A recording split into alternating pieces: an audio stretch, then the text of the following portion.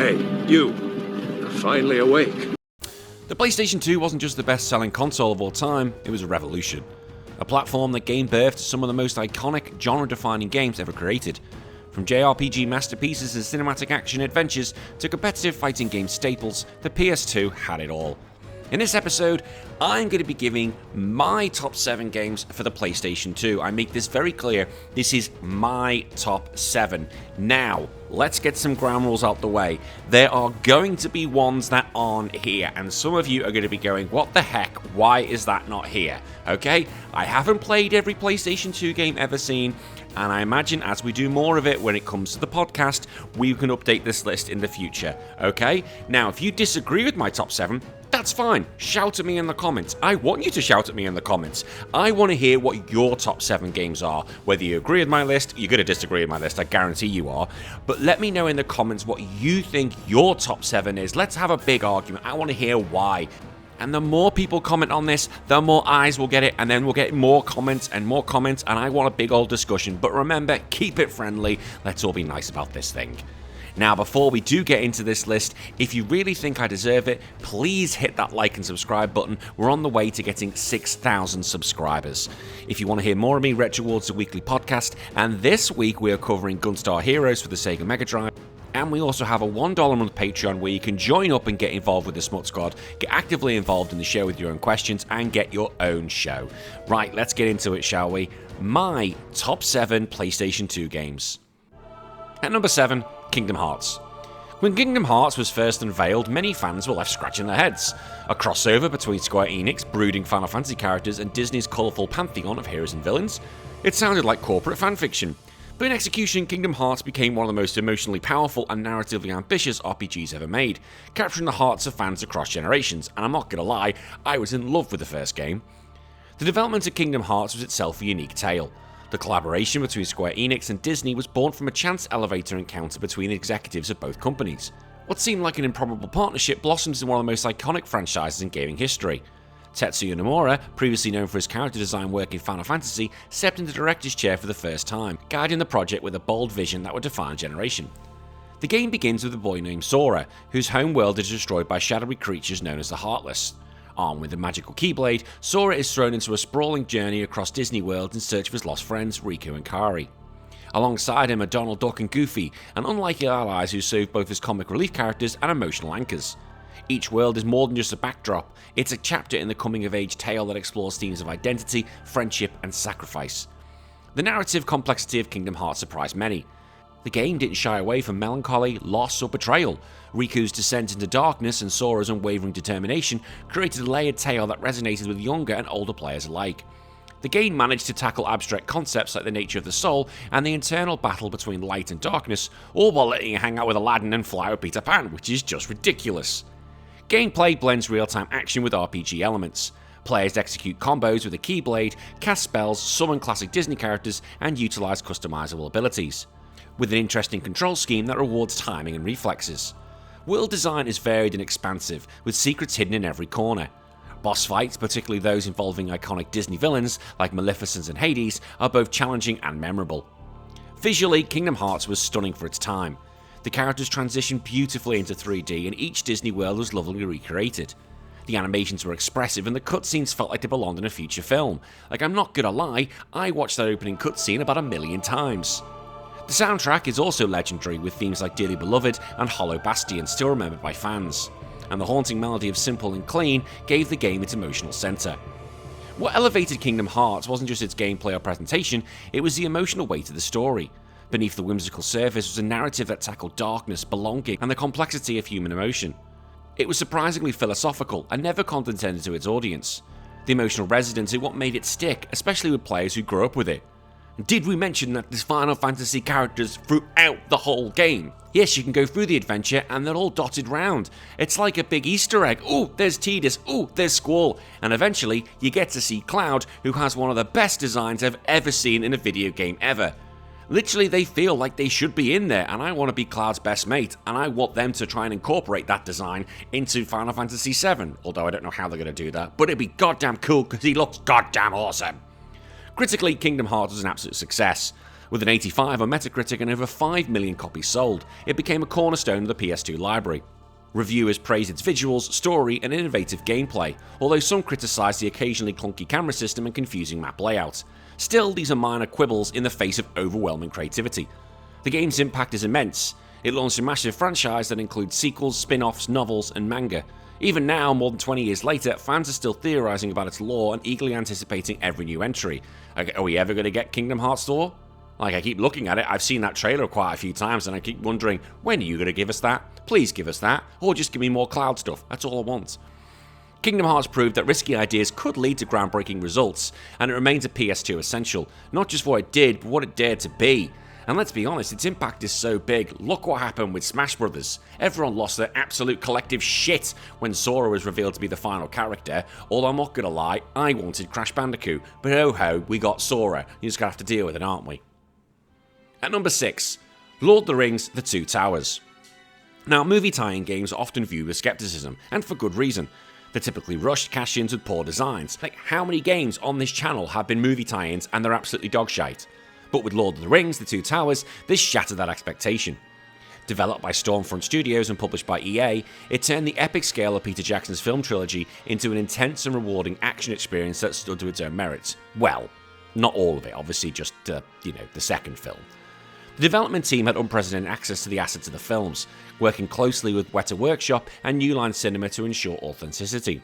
This partnership allowed them to use actual film footage, actor likeness, and original music from Howard Shore's epic theme. The result was a game that blurred the line between interactive entertainment and cinematic storytelling. The game covers the events of both Fellowship of the Ring and Two Towers films, allowing players to control Aragorn, Legolas, and Gimli as they fight through battles from Weathertop to Helm's Deep. Each character brings their own unique abilities and combos to the battlefield, encouraging replayability and experimentation. The combat system, while straightforward, offered enough depth to keep the experience engaging across multiple playthroughs, and combat is where this game shines. It's a hybrid of hack and slash and tactical timing, with a combo system that rewards players with experience points used to unlock new abilities. There's a ranking system at the end of each level incentivizes skill play, with perfect ratings granting more points.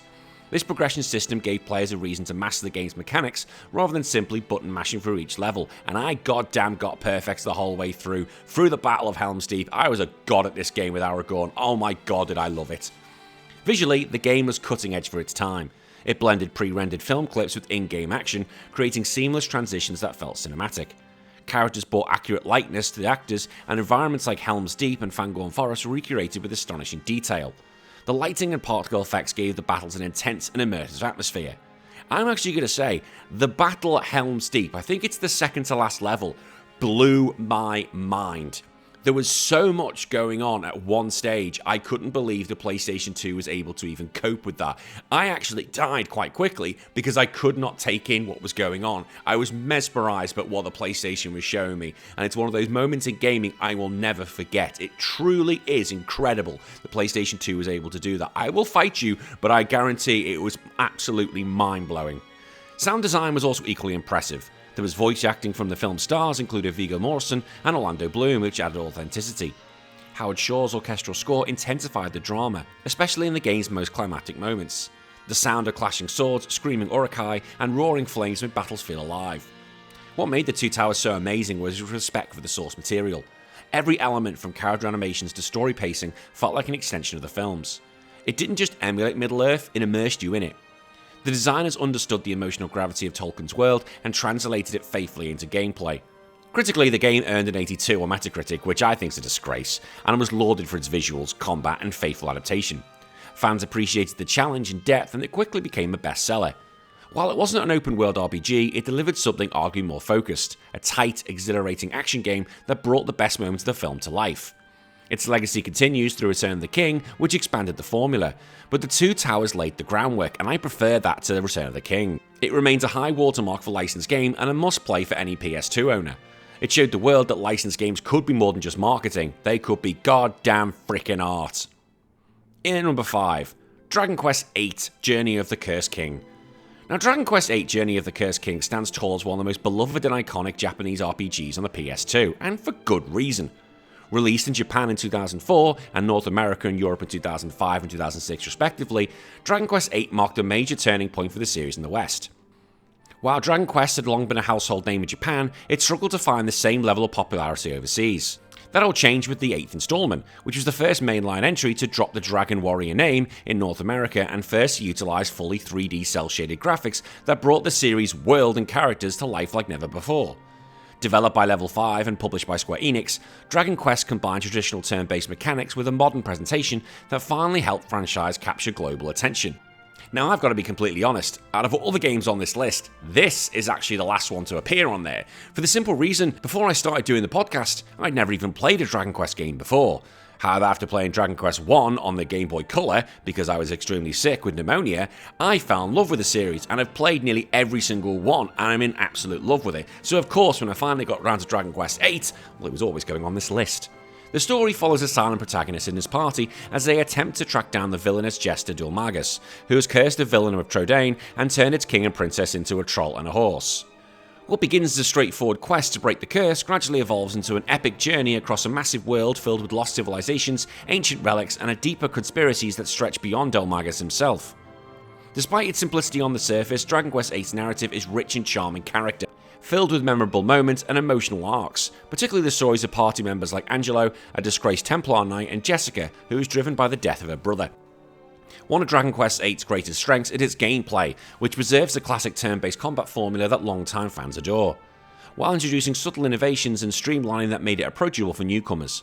Battles are fast-paced with a clean, intuitive system and the tension mechanic that allows characters to build up power and unleash devastating attacks. The game also features a surprisingly deep alchemy system, monster collecting side quests, and a casino with addicting minigames and a monster arena tournament led by the charismatic Mori. These elements create a gameplay loop that is highly engaging and packed with optional content, giving players dozens, if not hundreds, of hours of gameplay. Visually, Dragon Quest VIII was a revelation at the time of its release. It used vibrant cel shading to replicate the signature art style of the late great Akira Toriyama, the legendary Dragon Ball creator who had long served as a series character designer. The PS2 hardware was pushed to render lush landscapes, detailed character models, and expressive animations that made every corner of the world feel alive. From the hills to ominous temples, every area of the game was crafted with care and personality. It was a world players just wanted to get lost in, Zelda style, and the seamless integration of the world map exploration with no loading between the areas added to the immersive experience. The orchestral score deserves equal praise. The soundtrack is sweeping and emotional, complementing the game's tone perfectly, from grand overworld themes to solemn dungeon music. The English localization added voice acting for the first time in the series' history, featuring British accents and a Shakespearean flair that gave the characters more personality than ever. Characters like King Trode, Yangus, who I absolutely love, and Jessica became instantly iconic in the English-speaking fanbase thanks to their strong vocal performances and witty dialogue. Yeah, seriously, the voice acting in this game is incredible. Like, it's so good. Like, being an English person myself, obviously my accent wouldn't go that well in this game because it's very, very Southern English, and the Queen's English, my accent would just destroy it. But I absolutely love the acting here. It's brilliant. Critics and players alike lauded Dragon Quest VIII for its polish, charm, and sheer scale. It received widespread acclaim, earning scores in the high 80s and low 90s on aggregate review sites. Publications praised its balance of old-school RPG mechanics with modern visual design and pacing. It was frequently compared to the Final Fantasy titles, but it's always going to be that. That's how Dragon Quest and Final Fantasy work. But this one stood apart due to its tone, light-hearted presentation, and emphasis on exploration. Its success in the West helped secure a stronger international future for the series, paving the way for future entries like Dragon Quest IX and XI to achieve massive global recognition. Dragon Quest VIII's legacy is monumental. It became a bestseller for the PS2 with over 4.9 million copies sold worldwide and is often cited as one of the greatest RPGs of its generation. The game was later ported to mobile devices and also received a Nintendo 3DS remake complete with new content, updated mechanics, and additional characters. Its influence can be felt in many modern JRPGs that try to balance traditional systems with accessibility and charm. It also helped define what a successful JRPG could look like on a home console during the 6th console generation. Part of what makes Dragon Quest VIII so enduring is its sense of heart. It doesn't rely on grim themes or convoluted plots to carry its weight. Instead, it's a bright, imaginative, and humorous adventure that feels timeless. The characters feel like companions by the end of the journey, and the story leaves players with a sense of satisfaction and nostalgia. Its tone is uplifting, yet it never shies away from the meaningful emotional beats. It's a kind of game that players return to years later for comfort or to relive the sense of wonder it first inspired. Ultimately, Dragon Quest VIII is more than just a great RPG. It's a celebration of everything that makes the genre special. It doesn't try to reinvent the wheel, but instead polishes it to a mirror shine, showing how classic gameplay and storytelling can be elevated by top-tier presentation and a heartfelt design. It's a game that welcomed a new generation of fans to the Dragon Quest franchise and reminded long-term players why they fell in love with it in the first place. On the PlayStation 2, where the competition among JRPGs was fierce, Dragon Quest VIII carved out its legacy by staying true to its roots while embracing just enough change to feel fresh. And number 4, Capcom vs SNK2 marking the Millennium 2001. In the early 2000s, fighting game fans were treated to a rare and thrilling crossover event with Capcom vs SNK2 marking the Millennium 2001. A game that pitted the finest fighters from Capcom's legendary Street Fighter and Dark Souls rosters against the battle-hardened warriors from SNK's King of Fighters and Samurai Shodown franchises. Originally an arcade release, it was later ported to various home consoles, with the PlayStation 2 version widely considered the definitive home release, although people probably will argue there are much better versions. The sheer novelty of watching Ryu face off against Terry Bogard was a dream come true for genre devotees and showcased the very best of each company's design philosophies. The story of Capcom vs SNK2, or CVS2, our time we're just going to keep going with that, is minimal. Largely a tournament setup without any extensive narrative justification. But what it lacks in plot is more than made up for in gameplay depth. Players could select characters from a massive roster of over 40 fighters, each faithfully adapted with the unique moves, animations and fighting systems. But what truly made the game stand out was the introduction of the groove system, a selection of 6 different fighting styles, or grooves, inspired by the various mechanics from both Capcom and SNK titles. Each groove affected how a character fought, whether through parrying, guard breaking, super meters or dodging, so essentially you've got 6 versions of the same character. The gameplay was intensely deep and demanded mastery. From a competitive standpoint, CVS2 was one of the most intricate and finely tuned 2D fighters on the market.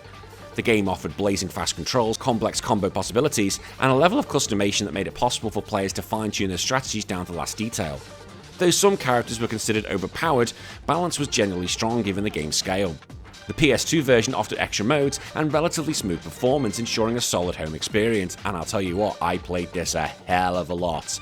Graphically though, CVS2 was a bit of a mixed bag. Some of the character sprites were a bit all over the place. Some characters got complete redesigns, where some were just reused from older games, and Morrigan, for example, looks absolutely dreadful when you compare it to Ryu.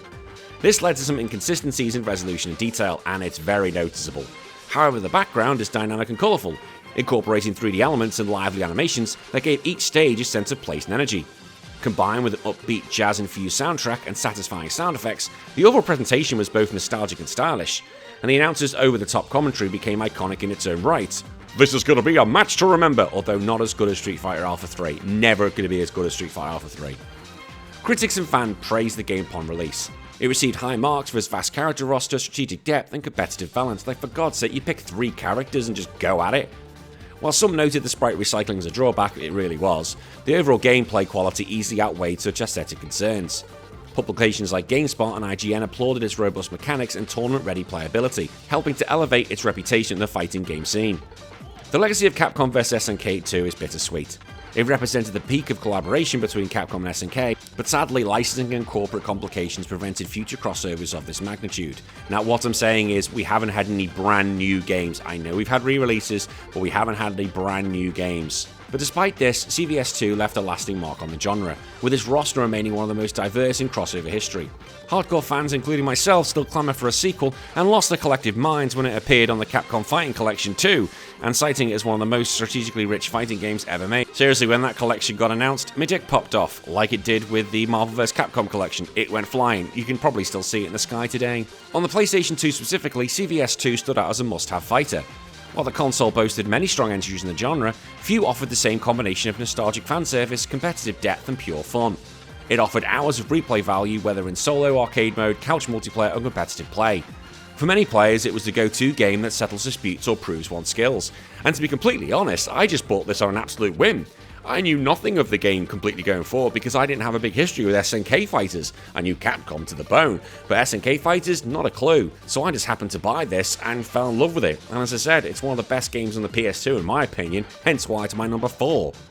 In retrospect, CVS2 represents a golden age of fighting games, where creativity, challenge, and passion were at the forefront. The PS2 version immortalized this experience for a generation of fans who still regard it as one of the finest 2D fighters ever released on any console, and it remains an enduring reminder of what made the genre so exciting at its peak.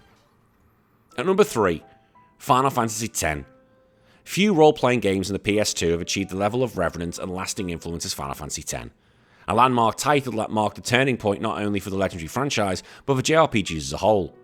Released in 2001 by Square before it became Square Enix, Final Fantasy X was the first entry in the series to appear on the PS2, and it served as a showcase for the console's capabilities, boasting cutting-edge visuals, a fully voiced cast for the first time in the series, and a rich, emotionally driven narrative that would captivate millions and made me cry. Yes, it genuinely did. It was the first video game that ever made me cry. The ending is so sad, I will fight you, I cried.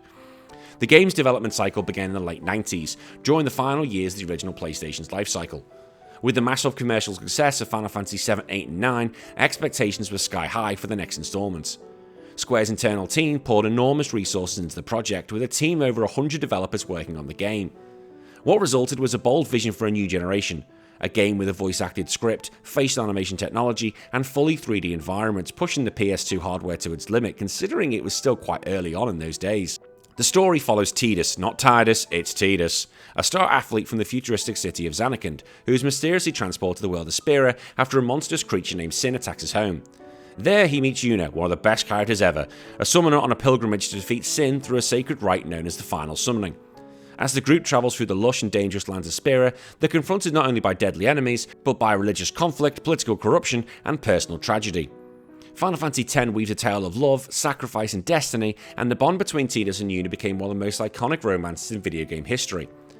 What made Final Fantasy X's gameplay so special was its reinvention of the traditional active time battle system, replacing it with a conditional turn-based battle system. This approach kept combat engaging and gave players more room for careful decision-making.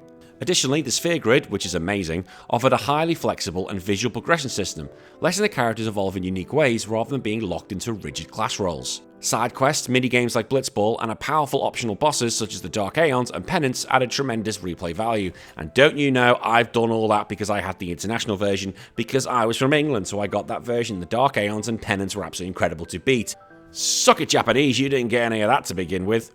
Visually, Final Fantasy X was a marvel. The first time I saw the demo, I literally lost my eyes. I could not believe what I was seeing. I was like, this is the PS2, this is the next level of gaming. How can graphics get any better than this? It was one of those moments, it was really that good. The world of Spira itself was alive with vivid tropical environments, intricately detailed temples, luminous cities like Luca, and haunting wastelands. Cutscenes, both in engine and pre-rendered, were cinematic and emotionally impactful, delivering key narrative moments with stunning clarity. The introduction of voice acting helped flesh out characters' personalities like never before, though it wasn't without some growing pains because, of course, everyone's going to point to the Tidus laughing moments when we all should know the context. He was laughing, he was making himself laugh, that's why he sounds like an absolute bellend when he does it. Either way, that's what happens. But still, the emotional weight of the story, particularly its conclusion, left a lasting impact on players. Yes, I cried. I'm bold enough to admit that I'm a big boy. I cried. I cried at Crisis Core as well. Even though I knew what was going to happen, I cried at Crisis Core. Not many games make me cry. That did. Critically, Final Fantasy X was a smash hit. It received near universal acclaim, with many praising the bold new direction for the franchise and its impressive production values. It currently holds a score of 92 on Metacritic, and reviewers lauded everything from its innovative battle system to the emotionally mature narrative. It sold over 8 million copies worldwide, making it one of the best-selling Final Fantasy titles of all time, and a major financial success for Square at a pivotal moment for its history. Of the game's most enduring legacies, its impact on how JRPGs were perceived outside Japan. Final Fantasy X's voice acting, cinematic presentation, and philosophical themes helped push the genre further into the mainstream, particularly in Western markets. It also cemented many of its characters like Auron and Yuna as fan favourites. The soundtrack, particularly pieces like To Zanarkand, became some of the most iconic compositions in video game history, regularly performed in orchestral concerts around the world. And a bit of an insight into my life, when I do pass away, I want my song that I'm coming into the church with is going to be To Zanarkand. The wife knows it, she'll probably forget it, she'll probably have something else like I absolutely hate. She'll probably play Bon Jovi. I'm not a Bon Jovi fan. She'll probably play that, but that's what I wanted. I wanted To Zanarkand. Sorry, bit morbid, get back to it. The success of Final Fantasy X led to an official sequel, Final Fantasy X-2, a first for the series. Though more light-hearted in tone, it continued the story of Yuna and was notable for its dynamic dress sphere system and mission-based structure. The original game was later remastered in HD for the PS3, PS4, Vita, Switch, and PC, bringing its timeless experience to new generations of players. Its themes of loss, hope, and breaking free from fate still resonate deeply with audiences today. Final Fantasy X is more than just one of the best games on the PS2. It's a turning point in the RPG genre.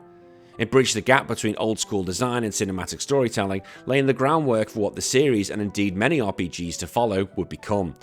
It was a game that dared to evolve and reimagine tradition, And in doing so, it created a timeless adventure that it continues to inspire. And the runner-up at number 2, Tekken V. Tekken V arrived on PlayStation 2 in 2005 as a triumphant return for one of the most beloved fighting franchises in gaming history. Developed and published by Namco, Tekken V was a direct sequel to the god-awful Tekken 4, and it represented a significant refinement of the series' signature 3D fighting gameplay. After some fans expressed mixed feelings, including me, about Tekken 4's experimentation with uneven stage designs and mechanics, Tekken V returned to the more classic formula, combining the best of old and new to deliver one of the most polished and thrilling entries in the series. The story continues around the saga of the Mishima family feud, a dark and complex tale filled with betrayal, revenge, and supernatural powers. Central characters like Jin Kazama, Heihachi Mishima, and Kazuya Mishima return with their personal vendettas intensifying, while new characters like the mysterious Raven, the cybernetic prototype Jack 5, and Asuka Kazama, the absolute god that she is and my main in Tekken, join the fray. The narrative unfolds through cinematic story modes that give players insight into motivations and backgrounds of their fighters, enriching the overall experience beyond the standard arcade battles. Tekken 5's gameplay is simply a masterclass in 3D fighting mechanics. It balances accessibility for newcomers with deep technical complexity for competitive players. The fighting system features tight controls, smooth combos, and responsive movement, with a return to multi-layered stages and the removal of Tekken 4's restrictive arena walls, allowing for more dynamic battles. The introduction of the Devil Jin forms added new layers of strategy for fans of Jin's character, providing fresh variations in fighting styles. Yeah, basically, you could play as Tekken 3 Jin, or you can play as Tekken 4 Jin. People were very happy. I don't like Tekken 4 Jin, I prefer Tekken 3 Jin, so thank you very much, Devil Jin. The game's robust combo system, including juggle combos and counterattacks, rewards precision and timing, making each match feel intense and satisfying. Visually, Tekken 5 was impressive for its time. Character models were highly detailed, with fluid animations that captured the unique personality and fighting style of each combatant. The stages were vibrant and varied, from traditional dojos to futuristic cityscapes and fiery arenas. The game's soundtrack, mixing rock, electronic, and orchestral elements, perfectly complemented the fast-paced action, while sound effects like bone-cracking hits and the character grunts added to the visceral feel of each fight. Tekken 5 was met with widespread critical acclaim. Reviewers praised it for correcting the missteps of its predecessor, and for its large roster of over 30 characters, including fan favourites and several hidden characters. The game's various modes, arcade, story, practice, and Tekken Force mode, offered plenty of replay value. IGN called it the best Tekken yet, highlighting its balance between accessibility and depth, while GameSpot praised its refined gameplay. The game's legacy is substantial. Tekken V is often credited with revitalising the franchise and restoring confidence among fans and critics alike. It laid the foundation for future installments by perfecting core mechanics and expanding the lore of Mishima family. It also gave us some of the best endings ever in a video game, because you need to watch Heihachi's ending and Lee's ending. My god, they're hilarious. This game also introduced the character customization system, which became a staple in later games, allowing players to personalize their fighters with different costume and accessories. Tekken V remains a beloved classic within the fighting game community and continues to be played competitively even years after its release. On the PS2, Tekken V represented the peak of the franchise's early era. It combined high production values, solid gameplay, and a deep roster to offer a definitive fighting game experience on the console. Its influence can be seen in countless fighting games that followed, and it remains a shining example of Namco's dedication to quality and innovation. And my favourite game on the PlayStation 2, it's probably no surprise, Resident Evil 4. Now, you can call me a cop-out, whatever, I don't care, I love Resident Evil 4. It's widely regarded as one of the greatest video games of all time. A revolutionary title that redefined the survival horror genre and set new standards for action-adventure games. Released on a PlayStation 2 in 2005, it was originally developed by Capcom for the GameCube, but quickly became a system seller and a critical darling on the PS2. Resident Evil 4 marked a dramatic shift from the series' traditional fixed-camera horror gameplay towards a more dynamic, over-the-shoulder third-person perspective that influenced countless games thereafter. The story centers on Leon S. Kennedy, a former Raccoon City police officer and protagonist from Resident Evil 2. Leon is sent on a mission to a remote rural village in Spain to rescue Ashley Graham, the US president's kidnapped daughter. What begins as a straightforward rescue quickly evolves into a terrifying fight of survival against villagers infected by a mysterious parasite called La Plagas. The narrative mixes suspense, horror, and intense action, punctured by memorable characters such as, "What are you buying?" Oh god, that merchant is godlike. I am so angry when they did the remake of that game, they did replace his voice. "What you buying, stranger?" He is just amazing. He is my hero. I know there's other characters as well, but all I care about is the merchant. Resident Evil 4's gameplay was a bold departure from the series' roots. The fixed camera angles were replaced by a dynamic over-the-shoulder viewpoint, offering players unprecedented control over aiming and movement. This new perspective allowed for precise shooting mechanics combined with exploration and puzzle solving, creating a seamless blend of action and survival horror. The inventory system, weapon upgrades, and resource management system added layers of strategy. Players had to decide when to conserve ammunition or use powerful weapons, or you could eat that egg that chicken just pooped out. The game also had quick-time events and boss fights that demanded both skill and timing, keeping the tension high throughout the game. But just make sure you save the dog at the beginning. You better save that dog. You don't save that dog, you've got something wrong with you. The game's design emphasized pacing and atmosphere. From the eerie, fog-shrouded village to the haunting castle and sinister island laboratories, each area felt distinct and alive with danger. The AI of enemies was notably advanced, and they worked together, tried to flank the player and showed unsettling behaviours that kept encounters unpredictable. The soundtrack design amplified the tension with ambient noises, chilling enemy screens, and a haunting soundtrack that heightened every moment of dread and adrenaline. Let's be all honest with this thing, the first time you played and you heard that chainsaw, did you poop yourself? I pooped myself, I still poop myself when I hear it now. Critically, Resident Evil 4 was met with near universal acclaim. Reviewers praised its innovative gameplay mechanics, cinematic presentation, and a successful reinvention of a beloved franchise. It currently holds an aggregate score in the high 90s on sites like Metacritic, often cited as a masterpiece that revolutionized game design. The game won numerous awards, including several Game of the Year honors, and has been featured on countless best games of all time lists, including this one. Commercially, the PlayStation 2 version, which I still remember when I bought it at HMV in Lincoln. Wow, it's amazing that I actually remembered that. Either way, doesn't matter. The PS2 version was a major success, reaching millions of players worldwide and solidifying the game's status as a system seller. Its popularity extended far beyond the core survival horror fan base, attracting action gamers and newcomers alike due to its accessible yet challenging gameplay. The game's influence is undeniable. Many modern third-person shooters and action games owe a debt to Resident Evil 4's control schemes and design philosophy. Resident Evil 4's legacy is profound and enduring. It rejuvenated the Resident Evil franchise and inspired numerous sequels, spin-offs, and eventually got a remake. The over-the-shoulder camera has become a standard in the genre, and the game's mix of tension, horror, and action continues to be a blueprint for game developers. Its impact transcends generations, and even years after its release, it remains highly playable, widely streamed, and adored by fans worldwide. In summary, Resident Evil 4 on the PS2 wasn't just another survival horror game, it was a survival horror game. It was a landmark that redefined what the genre could be. It combines cinematic storytelling, intense gameplay, and a terrifying atmosphere into an unforgettable experience that continues to influence gaming today. And that is it.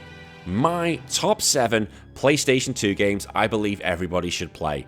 Let me know what you think. Do you agree with my list, or do you think I'm completely wrong? I guarantee you'll think I'm completely wrong, because I know there are games like Grand Theft Auto that aren't on this list. So shout at me in the comments below where Grand Theft Auto should have been.